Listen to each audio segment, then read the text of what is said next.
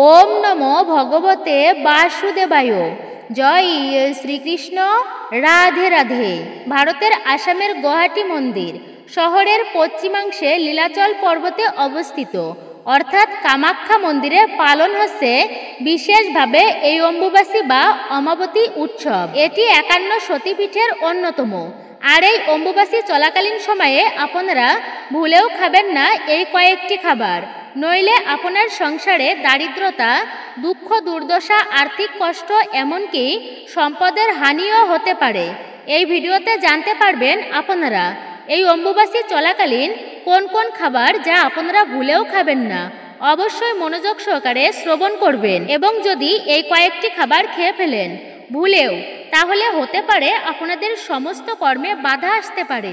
এরই পাশাপাশি জানতে পারবেন অম্বুবাসীর ব্রত কথা, ব্রত মাহাত্ম্য।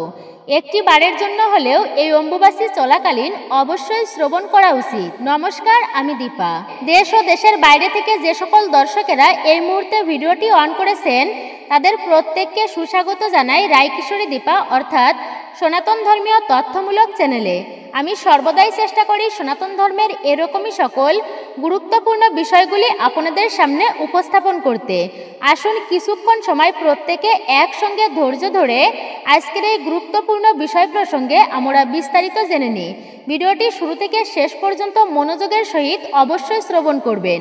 যদি ভালো লেগে থাকে তাহলে একটি লাইক করবেন, কমেন্টে ভক্তি, ভালোবাসা ও শ্রদ্ধার সহিত জয় মা কামাখ্যা দেবীর জয়, জয় মা কালীর জয়, অথবা আপনার গুরুদেবের নামটি একটি বারের জন্য হলেও লিখে জানাবার জন্য অনুরোধ রইল। চ্যানেলে নতুন হলে অবশ্যই চ্যানেলটি সাবস্ক্রাইব করবেন, পাশে থাকার নোটিফিকেশন বেল বাটনটি অল করে দিবেন। তাহলে চলুন শুরু করি আজকের মূল ভিডিওটি। আশা করছি আপনি উপকৃত এবং সমৃদ্ধ হবেন। অবশ্যই একজন সনাতনী বোনকে আপনারা সাপোর্ট করবেন, আমি আশা রাখছি। কামেশ্বরী হলেন কামাখ্যার দেবী। মানব মানবীর কামনা বাসনা পূরণের পরমেশ্বরী তিনি। এই কামাখ্যার মন্দির চত্বরে 10 মহাবিদ্যার মন্দিরও রয়েছে। এই মন্দিরগুলোতে 10 মহাবিদ্যা অর্থাৎ ভুবনেশ্বরী, বগলামুখী, ছিন্নমস্তা, ত্রিপুরা সুন্দরী, তারা, কালী, ভৈরবী, ধূমাবতী, মাতঙ্গী এবং কমলা, এই 10 দেবীর মন্দির রয়েছে এখানে। তার মধ্যে ত্রিপুরা সুন্দরী, মাতঙ্গী এবং কমলা প্রধান মন্দিরে পূজিত হন। অন্যান্য দেবীদের জন্য পৃথক মন্দির আছে। হিন্দুদের বিশেষত তন্ত্র সাধকের কাছে এই মন্দির একটি পবিত্র তীর্থ। হিন্দু ধর্মের আধার হিসেবে যে তত্ত্বগুলির বহিঃপ্রকাশ ঘটে তার মধ্যে মূল তত্ত্ব হল শাক্ত তত্ত্ব। এই শাক্ত ধর্মাবলম্বীদের আরাধনার মূল চরিত্রকে একটি রূপক দেবী হিসাবে চিহ্নিত করা যায়, এবং শাক্ত অনুযায়ী এই দেবী শাক্ত তথা হিন্দু ধর্মের প্রধান দেবী হিসাবে পরিচিত। এছাড়াও শাক্ত ধর্মের তত্ত্বগুলির মধ্যে দেবীর করুণাময়ী পার্বতী থেকে কালী মূর্তির আবির্ভাব এর মূল কাহিনীটির প্রাধান্য পেয়েছে। কামাখ্যা মাকে ঐশ্বরিক নারী শক্তি হিসাবে পূজা করা হয় এবং বিশ্বাস করা হয় তিনি দেবী সতীর অবতার, প্রভু শিবের স্ত্রী। আসামের লীলাচল পর্বতে কামাখ্যা মন্দিরটি তার পূজার জন্য উৎসর্গীকৃত। কামাখ্যার দেবীকে আবার রক্তপাতের দেবীও বলা হয়। এই দেবীকে উর্বরতার ইচ্ছা এবং সৃষ্টির সঙ্গে যুক্ত, স্বাস্থ্য, সমৃদ্ধি এবং ভক্তদের ইচ্ছা পূরণের আশীর্বাদ চেয়ে মা কামাখ্যার মন্দিরে ভিড় করে। এই দিনে ভক্তরা মন্দিরের চারিপাশে ঘিরে কীর্তন করেন। মন্দির দর্শন করলেও সকল মনস্কামনা পূর্ণ হয় বিশ্বাস রয়েছে ভক্তদের। অনেকেই মনে করেন মা কামাখ্যার একটি লাল কাপড় যা রক্ত বস্ত্র নামে পরিচিত। এই লাল বস্ত্রটি নিবেদন করা তার মন্দিরে আসা ভক্তদের মধ্যে একটি সাধারণ অভ্যাস। লাল কাপড় দেবীর প্রতি ভক্তি, পবিত্রতা ও বিশ্বাসের প্রতীক। মনে করা হয় কামাখ্যা দেবীর রক্ত জগতের এই বিশ্বাস এই লাল বস্ত্রটি নিবেদন করা তার মন্দিরে আসা ভক্তদের মধ্যে একটি সাধারণ অভ্যাস। লাল কাপড় দেবীর প্রতি ভক্তি এবং পবিত্রতা ও বিশ্বাসের প্রতীক। মনে করা হয় কামাখ্যা দেবীর রক্তপাতের এই বিশ্বাস ঋতুচক্রের মধ্য দিয়ে যায়। কামাখ্যা মন্দিরকে ঘিরে ধর্মীয় ও সাংস্কৃতিক বিশ্বাসের গভীরভাবে স্পষ্ট হয়, যা কামাখ্যা দেবীর রক্তক্ষরণ দেবী নামে পরিচিত। কামাখ্যা দেবীর রক্তক্ষরণ দেবীকে পবিত্র এবং রহস্যময়ী দেবী হিসাবে বিবেচনা করা হয়। ঐশ্বরিক নারীত্ব, উর্বরতা ও সৃষ্টির প্রতীক। ভক্তরা প্রধান কামাখ্যা মন্দিরের আচার অনুষ্ঠান দেখতে এবং মেলায় অংশ নিতে ভিড় জমায়। দেবীর ঋতুচক্রের প্রতীক হিসাবে একটানা 3 দিন মন্দিরের দরজা বিশেষ পবিত্র আচার অনুষ্ঠানের কারণে বন্ধ হয়ে যায়। 3 দিন পরে মানে চতুর্থ দিনে মন্দিরের দ্বারগুলো আবার খুলে দেওয়া হয়। সকল ভক্তদের দেবী মায়ের কাছে আশীর্বাদ নেওয়ার অনুমতি দেওয়া হয়। মেলাটি ভক্তদের জীবনে অত্যন্ত তাৎপর্য বহন করে, যারা বিশ্বাস করে মাসিকের সময় মা কামাখ্যা দেবীর আরাধনা সমৃদ্ধি, উর্বরতা এবং আকাঙ্ক্ষা পরিপূর্ণতা নিয়ে আসে। আত্মদর্শন শুদ্ধি এবং আধ্যাত্মিক স্তরে উন্নতি লাভের জীবনের একটি বিশেষ সময় হচ্ছে এটি। শাস্ত্রে বলা আছে 7 প্রকার মা আছে। যেমন নিজের আপন মা, তাকে যেমন ভক্তি শ্রদ্ধা করা উচিত, ঠিক তেমনই হচ্ছে একটা মা যিনি ধরিত্রী মাতা, বসুমাতা যিনি। আমাদের সনাতন ধর্মের প্রতিটা মানুষের উচিত প্রভাতকালে বিছানা মানে শয্যা ত্যাগ করে বসুমাতাকে প্রণাম করা। যে পৃথিবী মায়ের কৃপায় এই জগতের প্রাণস্বরূপ বলা হয়েছে তাকে। আর এই অম্বুবাসী যা মূলত পালন করা হয় এই পৃথিবী মাতাকেই কেন্দ্র করে। বলা আছে যে মায়েরা যেমনই ঋতুমতী হয় ঠিক তেমনি এই বসুমাতাও ঋতুমতী হয়। আর সেই ঋতুমতীকে কেন্দ্র করেই এই অম্বুবাসী তিথি। এই সময় ভুলেও আমাদের কিছু কাজ আছে যা ভুল করেও করা উচিত নয়। আর সনাতন ধর্মের ব্যক্তিরা বিশেষ করে প্রাধান্য দিয়ে আসছে এই অম্বুবাসীকে। তবে শুনলে আপনারা হয়তো একটুখানি অবাক হবেন যে শাস্ত্রে কোথাও তেমনটা গুরুত্ব বা জোরালোভাবে এই অম্বুবাসীর কথা উল্লেখ নেই। এটা মূলত শাক্তমতীয় একটা লোকাচার। কেমন শাক্তমতীয়? উপাসক হয় 4 ধরনের: শৈব, শাক্ত, গাণপত্য আর হচ্ছে বৈষ্ণব। শৈব হচ্ছে তারা যারা প্রভু শিবের উপাসনা করে, আর শাক্ত হচ্ছে তারা যারা শক্তি দেবীর উপাসনা করে, যেমন দুর্গা মায়ের, মা কালীর, মা কামাখ্যার, বিভিন্ন দেবদেবীর উপাসনা করে। মূলত এদেরকে বলা হয়েছে শাক্ত। তো শাক্তমতীয় একটা লোকাচার হচ্ছে এই অম্বুবাসী। এটা হলেও এই অম্বুবাসীর দিনে বিশেষ করে কিছু শুভ কার্য ভুলেও করা উচিত নয়। অবশ্যই ভিডিওটি আপনারা সম্পূর্ণ শ্রবণ করবেন মনোযোগের সহিত, ভক্তির সহিত। একটু পরে আপনারা জানতে পারবেন এটি। কিন্তু এই যে মায়ের শক্তিপীঠ মানে কামাখ্যায় এই অম্বুবাসীর দিনে বিশেষ করে ভক্তেরা অনেক সময় দর্শন করতে যায়। কামাখ্যা মন্দিরের স্বয়ং মা এই দিনে অর্থাৎ এই 3 দিন দর্শন দেন না। এই 3 দিন কামাখ্যা মন্দিরের দরজা বন্ধ থাকে, অর্থাৎ ঋতুকালীন সময়ে অম্বুবাসীর সময়ে মায়ের দর্শন দেওয়া হয় না। মানে এই 3 দিন অম্বুবাসীর 3 দিন। তবে সুন্দর একটা কাহিনী পাওয়া যায় শাস্ত্রে। অনেকে হয়তো জানি, আবার অনেকেই জানি না। ব্রহ্মার পুত্র দক্ষ প্রজাপতি, সেই দক্ষের অসংখ্য কন্যা, তাদের মধ্যে একজন হলেন সতী। রূপে গুণে তিনি অতুলনীয়া। ব্রহ্মা চিন্তা করলেন শিবের সঙ্গে তার বিবাহ দেবেন। ব্রহ্মা দক্ষকে বললেন তার মনের কথা। দক্ষ বললেন, হে পিতা, আপনি যখন বলছেন তাহলে কোনো চিন্তা নাই, কিন্তু পাত্রের গুণকুল, বিদ্যা, রূপ এসব তো দেখতে হবে। বিশেষ করে দাতা কি গ্রহিতার চরিত্র না দেখে কন্যা সন্তানকে সমর্পণ করা যায়? আপনি শঙ্করের পরিচয় আমার কাছে বলুন। ব্রহ্মা বললেন তিনি পঞ্চানন, আবার তার সহস্র রূপ, সাধারণত ত্রিনেত্র, কখনো কখনো সহস্র হয়। শশধরের মতো তার বর্ণ, কখনো নীলবর্ণ, আবার অমূল বর্ণও হয় কখনো।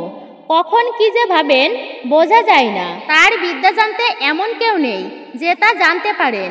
4 বেদ তার সীমা দিতে পারে না। তার গোত্রের কোনো ঠিক নেই। সবার ঈশ্বর তিনি। তিনি সিদ্ধিদাতা, মুক্তিদাতা, তিনি সৃষ্টি করেন, আবার তিনি অন্তিম সংহারও করেন। দিবানিশি তিনি শ্মশানে ঘোরেন। শিবের চরিত্রের কিছু অংশ বললাম। আমি মনে করি সতীর উপযুক্ত হবেন। ব্রহ্মার মুখে পাত্রের এমন পরিচয় পেয়ে দক্ষরাজ অত্যন্ত বিস্মিত হয়ে বললেন, শিবের মধ্যে বর হবার কোনো লক্ষণ দেখতে পাচ্ছি না আমি। সতীর রূপের তুলনা হয় না। সমস্ত ক্রিয়াকাণ্ডের বাইরে হচ্ছে শিব। তার হাতে কন্যাদান করা অসম্ভব। আমার কন্যা কখনোই শ্মশানবাসী হতে পারবে না। আমি রাজা, আর আমার জামাতা ভিখারি। দক্ষের কথায় ব্রহ্মা দুঃখিত হয়ে বললেন, সকল জীবের পরমেশ্বর শিব। সকল দেবতার থেকে তিনি প্রধান। তিনি নির্গুণ, নির্গুণ হয়েও সগুণ। তার সমান পাত্র জগতের দ্বিতীয় কেউ নেই। ব্রহ্মার মুখে এমন কথা শুনে দক্ষ বললেন, হে পিতা, আমি আমার সতীকে আপনার হাতেই তুলে দিলাম। তারপর আপনি ইচ্ছা মতো যার হাতে হোক তুলে দিন। এই কথা বলে দক্ষ সতীকে এনে ব্রহ্মার হাতে তুলে দিলেন। ব্রহ্মা সতীকে নিয়ে হিমালয়ে চলে গেলেন। তারপর সকল দেবতাদের স্মরণ করতে সবাই উপস্থিত হলেন সেখানে। তারপর গন্ধর্বচারণ, সিদ্ধগণ ও সপ্তঋষিদের স্মরণ করে আনা হলো। সপ্তর্ষি বেদমন্ত্র উচ্চারণ করলেন। ব্রহ্মা শিবের হাতে সতীকে সম্প্রদান করলেন। নৃত্য গীতে সবাই আনন্দ উপভোগ করলেন। দেবতারা শিব ও সতীর মাথায় পুষ্পবৃষ্টি করলেন। সকলকে প্রস্থান করিয়ে ব্রহ্মা আপন পুরীতে চলে গেলেন। দেবতারাও চলে গেলেন। শিবকে পতিরূপে পেয়ে সতীর খুব আনন্দ। একসময় ব্রহ্মা, বিষ্ণু সহ সকল দেবতাগণ শিব সতীকে দর্শনের জন্য গেলেন। দক্ষও গেলেন কন্যা আর জামাতাকে দেখতে। সতী সবাইকে দেখে আনন্দিত হলেন এবং সবাইকে সমান সম্মান দিলেন। সবাই খুশি, কিন্তু দক্ষ অপমানিত হলেন। তিনি অপমানিত বোধ করলেন। তিনি শিবের শ্বশুর, আর তাকেও কিনা সমান সমান সম্মান। দেবী সতী পরমাত্মা স্বরূপিণী হন, তার দৃষ্টি সবার প্রতি সমান। দক্ষ শিবের তত্ত্ব না জেনে কন্যা আর জামাতা জ্ঞান করলেন, তাই অপমানিত বোধ করে চলে গেলেন। একদিন দক্ষরাজ এক মহাযজ্ঞের আয়োজন করলেন। সেখানে সকল দেবতা এসে উপস্থিত হলেন। কেবলমাত্র শিব এবং সতীকে তিনি নিমন্ত্রণই করলেন না। মহাযজ্ঞ ধুমধামে আকাশে উড়ল। সতী বললেন, কে এই যজ্ঞ করেছে? শিবহীন যজ্ঞ কেমন করে হয়? জানতে পারলেন সতী, পিতা দক্ষ এই যজ্ঞ করেছেন। আমার পিতা বড়ই মূর্খ। শিব বললেন, সকল দেবতা যজ্ঞস্থলে উপস্থিত, তারা যজ্ঞাংশ ভক্ষণ করবেন, তাতেই আমি মুগ্ধ। দেবী সতী বললেন, আমি পিতামাতার চরণ দর্শন করতে একবার সেখানে যেতে চাই। আমি পিতৃগৃহে যাব, তুমি অনুমতি দাও। পিতা কেন শিবহীন যজ্ঞ করছেন আমি জানব। শিব বললেন, সতী, বিনা নিমন্ত্রণে যাওয়া কখনোই উচিত নয়। আমাদের আমন্ত্রণ নেই, না যাওয়াই ভালো। দেবী বললেন, মেয়ে পিতার বাড়ি যাবে, সেখানে আমন্ত্রণের কি প্রয়োজন? সতী উৎসাহ দেখে শিব বললেন, দেবী, আমার আদেশ উপেক্ষা করো না। বিনা নিমন্ত্রণে গেলে অপমানিত হতে হবে। শিবের আপত্তি দেখে সতী খুব রেগে গিয়ে বললেন, আমি কেন যাব না? দেখে নাও আমি কে। এই কথা বলে দেবী দশ মহাবিদ্যার রূপ দেখালেন শিবকে। কালী, তারা, ষোড়শী, ভুবনেশ্বরী, ভৈরবী, ছিন্নমস্তা, ধূমাবতী, গলামুখী, মাতঙ্গীয়, বগলা। শিব এই রূপ দেখে ভয় পেয়ে গেলেন। তারপর দেবী তার নিজ রূপে ফিরে আসলেন। শিব বললেন, আমি তোমাকে চিনতে পারিনি, তুমি যজ্ঞে যাও, তবে তাড়াতাড়ি ফিরে এসো। দেবী গেলেন। ব্রহ্মা আদি দেবতাগণ সবাই তার চরণ বন্দনা করলেন। কিন্তু দক্ষ অনাহত সতীকে দেখে রাগে বলতে লাগলেন, শ্মশানবাসী শিবের ভার্যা এখানে এসেছে, যজ্ঞস্থল অপবিত্র হলো, বিনা নিমন্ত্রণে এলো কি করে? এর কি কোনো লজ্জা নেই? দক্ষের এমন কথা শুনে ব্রহ্মা বললেন, ধৃষ্ট পাপিষ্ঠ দক্ষ, শিবের ঘরণী সতীকে তুমি চিনতে পারোনি। দেবী জগজ্জননী আদ্যাশক্তি, এর থেকেই সৃষ্টি ত্রিভুবন। আর শিবকে চিনবে কেমন করে? আমিও চিনতে পারিনি তাকে। দধিসি বললেন, হে দক্ষ, ব্রহ্মা তোমার পিতা, তুমি পিতার কথা লঙ্ঘন করো না, তাতে ধর্মাবৃত্তি পাবে। শিব রেগে গেলে তোমার যজ্ঞ ধ্বংস হবে। তাদের কথা শুনে দক্ষ বললেন, যে শ্মশানে মশানে ঘোরে, আমার আজ্ঞাবহ দেবতাদের আমি হবিদান করব। দধিসি মুনি এই কথা শুনে রেগে বললেন, ব্রহ্মা, বিষ্ণু আর সমস্ত দেবদেবতাগণ এরা যতই থাকুক, শিব রেগে গেলে এই যজ্ঞ কেউ রক্ষা করতে পারবে না। যেজন শিব নিন্দা করবে তার জীবন সুখকর হবে না। হে দক্ষ, তুমি রুদ্রের উপর হিংসা করলে, তোমার মঙ্গল কখনোই হবে না। তারপর ব্রহ্মা অনেক বোঝালেন দক্ষকে, কিন্তু দক্ষ রেগে গিয়ে আরও শিব নিন্দা করতে ছাড়লেন না। বললেন, শিবের চরিত্র আমার জানা আছে, শ্মশানে মশানে থাকে, ভাং ধুত্রা খায়, লজ্জাহীন, গায়ে তেল নেই, ছাই ভস্য গায়ে মাখে, কোনো বেশভূষা নেই, মাথায় জটা, আর তার অনুচরেরা সকলেই ভূত প্রেতের দল। দক্ষের মুখে এমনই শিবের নিন্দা শুনে উপস্থিত সকল দেবতাগণ দুঃখিত হয়ে কানে আঙুল দিলেন। সতী নিজের কানে প্রতিনিন্দা শুনে মহারুষ্ট হলেন। সতী পিতাকে বললেন, পিতা, আজ পর্যন্ত শিবের নিন্দা কেউ করেনি, তুমি তাই করলে। তুমি যেহেতু পরমেশ্বরের নিন্দা করলে, তাই তোমার কুল নষ্ট হবে। এইভাবে পিতা দক্ষকে ভর্ৎসনা করে সতী এবং নিজের প্রাণবায়ু রোধ করে যজ্ঞস্থলে মৃত্যুবরণ করেন। শিব অন্তর্যামী, তাই তিনি কৈলাসে থেকেও সতীর দেহত্যাগের কথা জানতে পারলেন।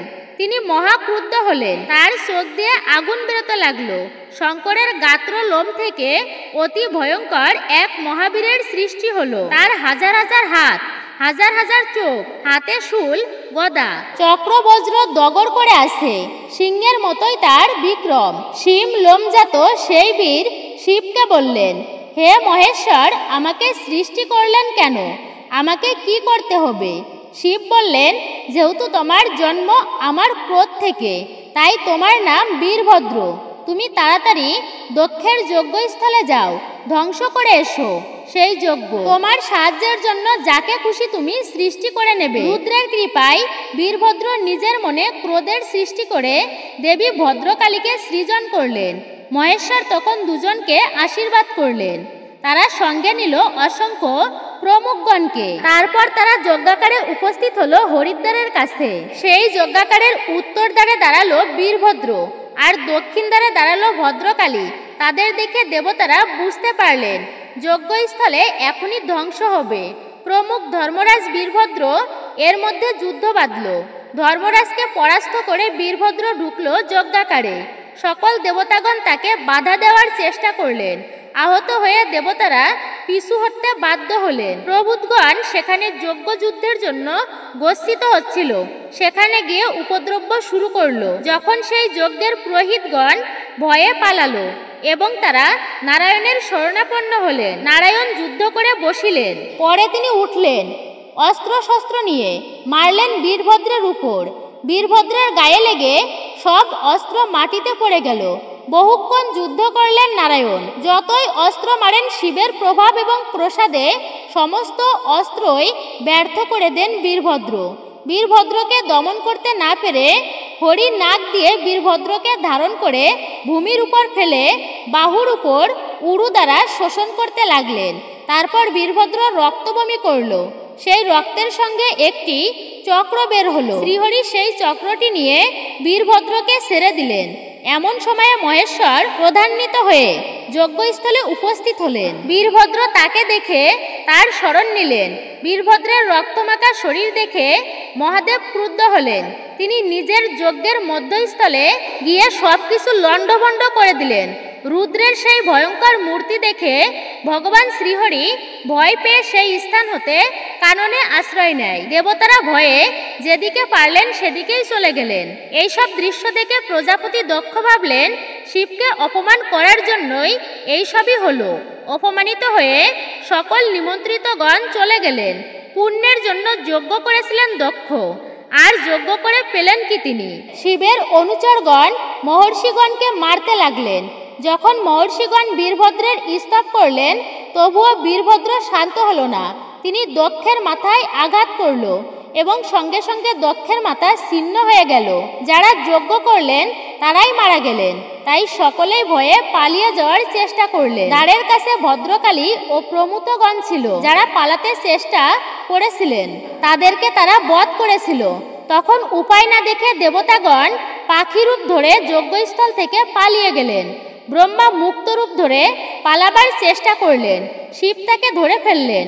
কোনো উপায় না দেখে ব্রহ্মা রুদ্রের স্তবস্তুতি করলেন। শিব সন্তুষ্ট হয়ে ব্রহ্মাকে বললেন, বলো এবার কি চাও তুমি? ব্রহ্মা বললেন, দক্ষকে বাঁচিয়ে দিন এবং যারা যারা এই যুদ্ধে মারা গেছেন তাদের প্রত্যেকের প্রাণ ফিরিয়ে দেন। মহেশ্বর বললেন, এখানে যজ্ঞে যে পশুকে বলি প্রদান করা হয়েছে সেই পশুর মাথা দক্ষের কাঁধে যুক্ত করে দিলে সে বেঁচে উঠবে। হে ব্রহ্মা, আপনার কমণ্ডলের জল সকলের গায়ে ছিটিয়ে দিলেই সবাই প্রাণ ফিরে পাবে। শিবের কথা মতো ব্রহ্মা ছাগলের মস্তক দক্ষের কাঁধে যুক্ত করলেন। তারপর তিনি কমণ্ডলের জল ছিটিয়ে দিলেন চারিদিকে। সকলেই বেঁচে উঠলেন। দক্ষ তখন শিবকে বললেন, এই যজ্ঞে আপনাকে নিমন্ত্রণ না করার জন্য আমি যে ফল পেলাম। এই কথা বলে দক্ষ অর্কত্রের সহে হবিদান করলেন। সকল দেবতারা শিবের স্তবস্তুতি করলেন। রুদ্রদেব বীরভদ্রকে স্মরণ করলেন। দক্ষের যজ্ঞস্থল থেকে একে একে সবাই চলে গেলেন। থাকলেন কেবল মহেশ্বর। তিনি দেখলেন প্রাণহীন সতীর দেহ।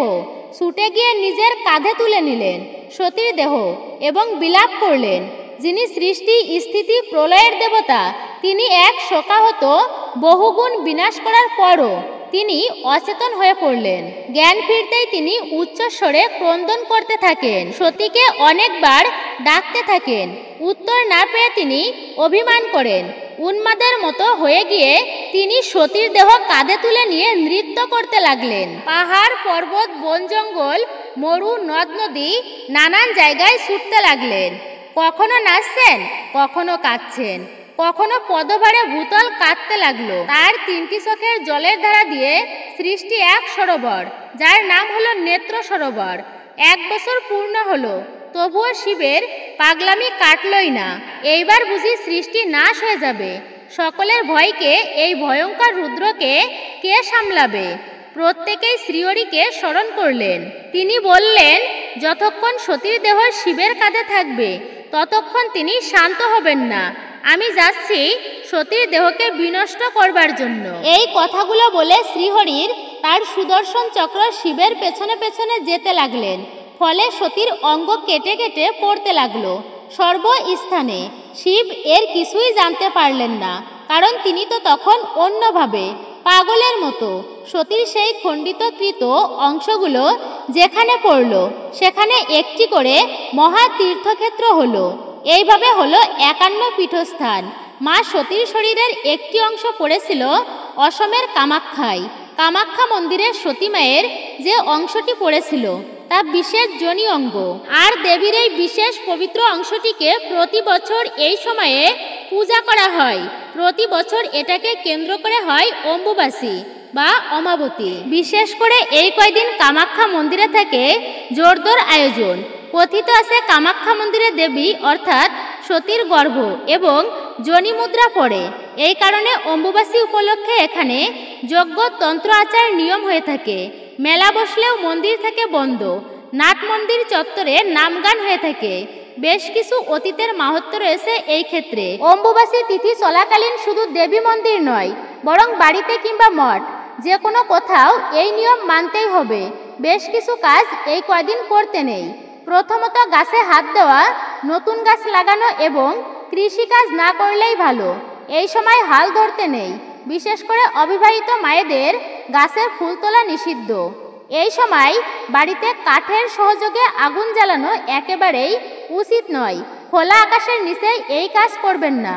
নতুন বস্ত্র পরিধান করাও উচিত নয়। নদীতে স্নান করা কিংবা খোলা জলাশয়ে স্নান করা উচিত নয়। পূজার আসনে বসবেন না। ঠাকুরের মুখ লাল কাপড়ে ঢেকে দেওয়া উচিত। শঙ্খ বাজানো কিংবা কাঁসর ঘণ্টা একেবারেই বাজাবেন না। মাটি খুঁড়ে কোনো কাজ করবেন না।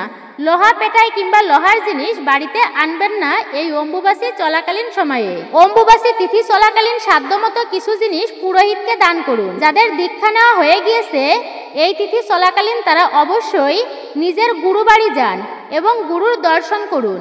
অম্বুবাসীতে যতবার সম্ভব নিজের ইষ্টমন্ত্র অবশ্যই জপ করুন। যাদের দীক্ষা হয়নি তারা নিজের নিজের ইষ্ট দেবতার নাম জপ করুন। যারা অম্বুবাসী পালন করছেন এমন 3 জন বা 5 জনকে কিছু ফল অবশ্যই দান করুন। এই তিথি চলাকালীন অবশ্যই আম এবং দুধ একত্রে মিশিয়ে সেবন করুন। অম্বুবাসী চলাকালীন ঠাকুরের নিত্য পূজা করলেও ঠাকুরের কাছে কোনো প্রকার মন্ত্র উচ্চারণ করতে নেই। কেবলমাত্র ধূপদীপ দেখিয়ে প্রণাম করতে হয়। এই তিথি চলাকালীন কোনোভাবে মাটিতে আঘাত করতে নেই। এই সময়ে একেবারেই গাছ কাটা যাবে না।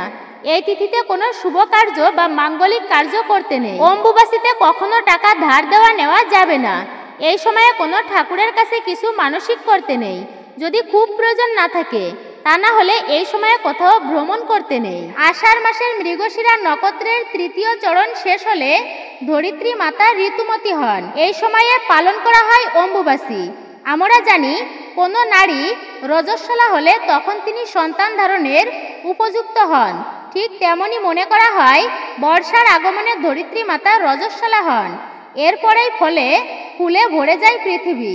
এই সময় মাটি কাটা জমিতে নাঙল চালানো যায় না। এই সময় সমস্ত মন্দিরের দরজা বন্ধ থাকে। যে কোনো শুভ কাজকর্ম, গৃহপ্রবেশ এই সমস্ত বন্ধ থাকে। বাড়িতে তুলসী গাছ থাকলে তার গোড়া মাটি দিয়ে উঁচু করে রাখতে একদমই ভুলবেন না। ঠাকুর ঘরের মাতৃশক্তি যেমন কালী, দুর্গা, জগদ্ধাত্রী, বিপত্তারিণী, শীতলা, চণ্ডীর প্রতিমা বা ছবি লাল কাপড় দিয়ে ঢেকে দেওয়া উচিত। অম্বুবাসী শেষ হওয়ার পর দেবীর আসন পাল্টে নিন, তারপর স্নান করিয়ে পূজা আবার পুনরায় শুরু করুন। প্রচলিত বিশ্বাস অনুযায়ী ঋতুকালে মায়েরা অশুচি থাকেন। একইভাবে মনে করা হয় পৃথিবীও এই সময়কালে অশুচি থাকেন। সেই জন্য এই 3 দিন ব্রহ্মচারী, সাধু, সন্ন্যাসী, যোগী পুরুষ এবং বিধবা মহিলারা অশুচি পৃথিবীর উপর আগুনে রান্না করে কিছু খান না, বিভিন্ন ফলমূল খেয়ে এই 3 দিন কাটাতে হয়। এবার আসুন জেনে নিন এই অম্বুবাসী চলাকালীন সময়ে আপনারা কোন খাবারটি খাবেন এবং কোন খাবারগুলো আপনারা ভুল করেও খাবেন না এই অম্বুবাসী চলাকালীন সময়ে। অম্বুবাসীতে বিশেষ করে এই খাবারটি অবশ্যই খাবেন, রসালো সুমিষ্ট আম্রফল। আম ও দুধ অবশ্যই এই অম্বুবাসী চলাকালীন প্রতিদিনই খাবেন। আর এই আম এবং দুধের তৈরি প্রসাদ আপনারা নিজেরা খাবেন। আর অম্বুবাসী নিবৃত্তির দিনে অবশ্যই আম দুধ খাবেন এবং আম দুধ কাঁঠাল চিরার ভোগ অর্পণ করবেন মাকে। এই ভোগটি নিজেরাও খাবেন এবং সকলকে অবশ্যই প্রসাদ রূপে তা বিতরণ করবেন। অম্বুবাসী চলাকালীন অবশ্যই আপনারা ফলমূল দান করবেন, এতে বিশেষ সুফল প্রাপ্তি করতে পারবেন। আর এই অম্বুবাসী চলাকালীন আপনারা কখনোই ভুলেও খাবেন না কোনো আমিষ জাতীয় খাবার। আমিষ জাতীয় খাবার একদমই পরিত্যাগ করতে হবে এই অম্বুবাসী চলাকালীন সময়ে। মাছ, মাংস, ডিম, পেঁয়াজ, রসুন আপনারা ভুল করেও গ্রহণ করবেন না এই অম্বুবাসী চলাকালীন সময়ে। আপনারা খাবেন না এই সবজিগুলো এই অম্বুবাসী তিথি চলাকালীন সময়ে। তা হচ্ছে ঢেঁড়স, উচ্ছে, পটল, সিম, বরবটি। আপনারা ভুল করেও খাবেন না এই সবজিগুলো। ভুলেও খাবেন না বেগুন এবং বেগুনের তৈরি কোনো প্রকার খাবার আপনারা খাবেন না এই অম্বুবাসী তিথি থাকাকালীন। এছাড়াও আপনারা খাবেন না পুঁই শাক, মুসুর ডাল এবং মাসকলাই। তো মূলত এই ছিল আমাদের আজকের ভিডিওটি আপনার কাছে কেমন লাগলো তা কমেন্ট করে নিজের মতামত জানাতে একদমই ভুলবেন না। যদি ভালো লেগে থাকে অবশ্যই একটি লাইক করবেন। কমেন্টে ভক্তি, ভালোবাসা ও শ্রদ্ধার সহিত জয় মা কামাখ্যা দেবীর জয় অথবা আপনার গুরুদেবের নামটি একটি বারের জন্য হলেও লিখে জানাবার জন্য অনুরোধ রইল। চ্যানেলে নতুন হলে অবশ্যই চ্যানেলটি সাবস্ক্রাইব করবেন। পাশে থাকার নোটিফিকেশন বেল বাটনটি অল করে দিবেন। সকলে ভালো থাকুন, সুস্থ থাকুন, পরম করুণাময় ঈশ্বরের অশেষ কৃপায়। তো আপনাদের সাথে আবারও কথা হবে নতুন কোনো ভিডিওর প্রসঙ্গে।